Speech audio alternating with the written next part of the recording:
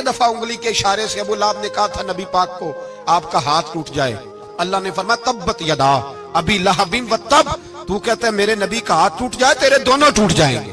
اور سنو ابو لہب کا حال کیا ہو۔ ابو لہب کا معنی ہے ابو لہب شولوں کا باپ، لہب شولوں والا۔ کیا مطلب؟ ابو لہب اتنا حسین و جمیل تھا کہ اس کے جو رخسار تھے شولوں کی طرح چمکا کرتے، اتنا خوبصورت تھا، لال سرخ رنگ تھا، خوبصورت آدمی۔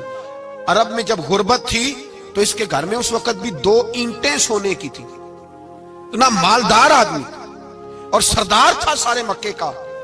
لیکن نبی پاک کی بے ادبی کی، تمہیں پتہ ہی نہیں کہ رب دنیا میں سب سے زیادہ ناراض ہی اس سے ہے جو اس کے رسول کا بے ادب ہے، سب سے زیادہ ناراض ہی اسی سے۔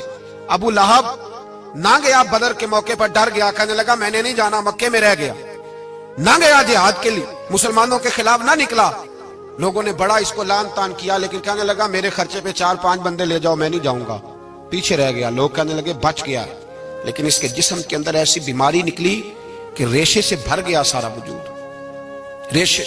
اس کے بچوں نے لے جا کے ابو لہب کو پیچھے ایک حویلی تھی مکے کے باہر، اس میں بند کر دیا، چیختا تھا، چلاتا تھا، بند کر دیا اس کو لے جا کے وہاں پیچھے۔ اور جب اس کو بند کر دیا کمرے میں تو چلاتا تھا، چیختا تھا، کوئی مجھے بچاؤ، کوئی پانی پلاؤ۔ دروازہ توڑ کے باہر نکلا تو چوک میں مر گیا ابو لہب، اتنی بدبو آتی تھی کہ کوئی قریب نہیں جاتا تھا۔ چوک میں لاش پڑی تھی، یہ ہے میت کسی بے ادب کی، منہ دکھانے کے قابل نہیں، ان کے دشمن پہ لعنت خدا کی، رحم پانے کے قابل نہیں ہے۔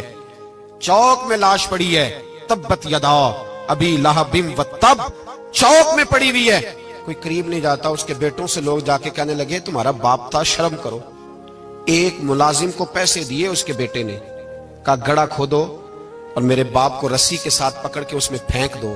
ایک گڑھا کھودا مکے کی گلی میں اور رسی کے ساتھ پکڑ کر، رسی کے ساتھ باندھ کر اس کی ٹانگ کو گھسیٹ کر اس گڑھے میں ڈال دیا، اوپر سے مٹی ڈال دی، بدبو کا وہ ڈھیر بند کر دیا۔ ابو لہب مکے کا سردار تھا، پر جانے کہاں مردود دفن ہے۔ لیکن میانی صاحب کے قبرستان میں جاؤ، میانی صاحب کے قبرستان میں وہ علم الدین جسے اپنا نام بھی نہیں لکھنا آتا تھا، ہزاروں لوگ روزانہ اس کی قبر پہ کھڑے ہوتے ہیں اور رسول اللہ کی نعتیں سناتے ہیں۔